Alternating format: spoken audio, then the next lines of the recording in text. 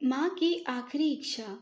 एक बार एक बूढ़ी माँ को उसके बेटे ने एक वृद्ध आश्रम में ले जाकर छोड़ा।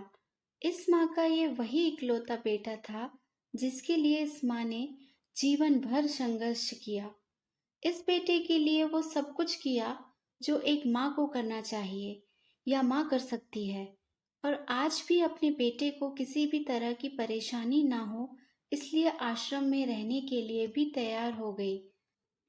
वृद्ध आश्रम में रह रही माँ हमेशा अपने बेटे को याद करती, मगर बेटा केवल साल में एक बार उसको मिलने जाता या फिर फोन पर बात कर लेता। कई साल बीत गए। वृद्ध आश्रम से बेटे को एक दिन फोन आया। उन्होंने कहा, बेटा जल्दी से आश्रम आके अपनी माँ से मिल लो, वो बहुत सीरियस है। बेटा जब अपनी बीमार माँ के पास पहुंचा तब वह अपनी आखिरी सांसें गिन रही थी। बेटे ने अपनी माँ से उसकी आखिरी इच्छा पूछते हुए कहा, माँ मैं तुम्हारे लिए क्या कर सकता हूँ बताओ। माँ ने कहा, बेटा इस आश्रम में गर्मी और मच्छर बहुत ज्यादा हैं।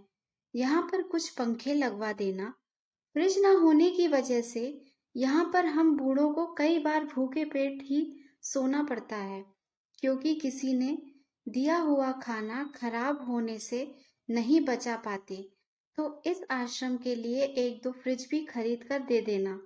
बेटे ने अपनी माँ की सारी बात सुनी और अपनी माँ से पूछा, आपने इतने साल यहाँ पर निकाल दिए पर आपने कभी भी ये बातें मुझसे नहीं कही, और अब जब आपके पास टाइम नहीं बचा है तब आप ये सब कह रही हैं, ऐसा क्यों? माँ ने बेटे को जवाब देते हुए कहा, बेटा मैंने गर्मी, भूख और पीड़ा सहन कर ली, लेकिन मुझे पता है जब तेरे बच्चे तुझे यहाँ पर छोड़कर जाएंगे तब तू यह सब सहन नहीं कर पाएगा।